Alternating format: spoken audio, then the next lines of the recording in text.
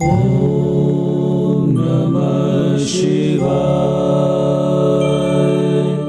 ओम नमः शिवाय। अगला अध्याय हम प्रारंभ करने जा रहे हैं, वो है 9वां अध्याय।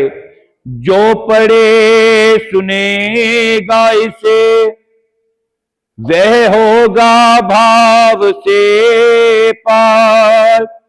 श्री हरि कृपा से लिख रहा 9वां अध्याय का सार।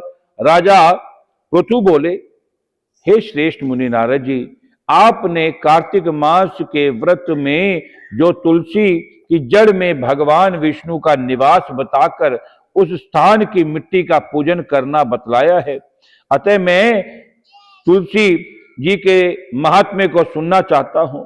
तुलसी कहां और कैसे उत्पन्न हुई, यह बताने की कृपा कीजिए। नारद जी ने कहा कि राजन, आप सावधान होकर तुलसी जी के महात्मा और तथा उनके जन्म प्राचीन इतिहास की कथा सुनाता हूं, ध्यान से सुनिए। एक समय जब देव गुरु बृहस्पति और देवराज इंद्र कैलाश पर्वत पर शंकर जी का दर्शन करने गए तो भगवान शंकर जी ने अपने भक्तों की परीक्षा ली। उन जटाधारी दिगंबर ने उनके मार्ग में अवरोध डाला। यद्यपि वह तेजस्वी, शांत, लंबी भुजा और चौड़ी छाती वाले गौर वर्ण अपने विशाल नेत्रों से युक्त तथा सिर पर जटा धारे वैसे ही बैठे, तथापि उन भगवान शंकर को ना पहचान कर इंद्र ने उनका नाम, धाम आदि परिचय पूछा और कहा कि शंकर जी अपने स्थान पर हैं या कहीं गए हैं। इस प्रकार उस तपस्वी ने कुछ न कहा, परंतु त्रिलोकीनाथ के ऐश्वर्य से गर्वित होकर इंद्र कब चुप रहते। उन्होंने क्रोध कर तपस्वी से घुड़क कर कहा, अरे मैं पूछता हूं तो उत्तर क्यों नहीं देता है? मैं अभी तुझे वज्र मारता हूं, फिर देखता हूं तुम दुर्मति की रक्षा कौन करता है। ऐसे क्रुद्ध हो इंद्र की ने ज्यों ही उस दिगंबर को मारने के लिए हाथ में वज्र लिया, त्यों ही भगवान शंकर ने वज्र सहित इंद्र का हाथ स्तंभित कर दिया। बोल शंकर भगवान की जय। विकराल नेतेर करके भगवान शंकर ने उसे देखा, क्यों ही ऐसा विदित हुआ मानो दिगंबर प्रज्वलित हो उठा हो और तेज से जला देगा। भुजाएं स्तंभित होने से इंद्र को क्रोध और दुख का अंत ना रहा, परंतु ज्यों ही बृहस्पति जी ने उस पुरुष को प्रज्वलित देखा, त्यों ही अपनी बुद्धि से उसको शंकर भगवान जानकर प्रणाम किया और दंडवत करके बहुत स्तुति भी की।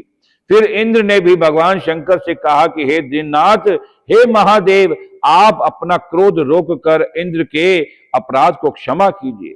बृहस्पति के यह वचन सुनकर महेश्वर गंभीर वाणी से बोले, मैं अपने नेत्रों से निकाले हुए क्रोध को कैसे रोकूं? तब बृहस्पति जी ने कहा कि भगवान, भक्तों पर दया करनी चाहिए। आप अपना भक्त वत्सल्य नाम सार्थक कीजिए। आप अपने इस तेज को कहीं और स्थापित कर इंद्र का उद्धार कीजिए।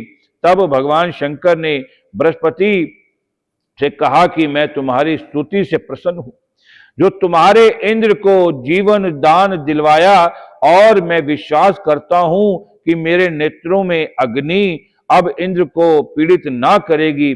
बृहस्पति से ऐसा कहकर भगवान शंकर ने अपने माथे से निकाले हुए अग्नि तेजोमय को अपने हाथ से लेकर क्षीर सागर में डाल दिया। फिर लीलाधारी भगवान अंतर ध्यान हो गए। इस प्रकार जिसको जो जानने की इच्छा थी उसे जानकर इंद्र और बृहस्पति अपने स्थान पर चले गए। बोलो शंकर भगवान की जय, बोलो विष्णु भगवान की जय। भज मन नारायण नारायण नारायण, भज मन विष्णु नारायण नारायण नारायण, विष्णु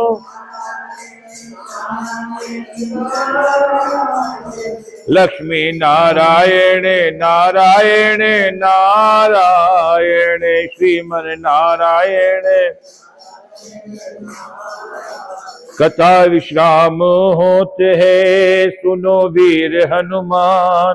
श्री राम ते लक्ष्मण जानकी, सदा करो कल्याण। सियावर राम जय जय राम, मेरे प्रभु राम जय जय राम। करो कल्याण सीताराम, मेरा प्रणाम जय जय राम। बोलो राजा रामचंद्र भगवान।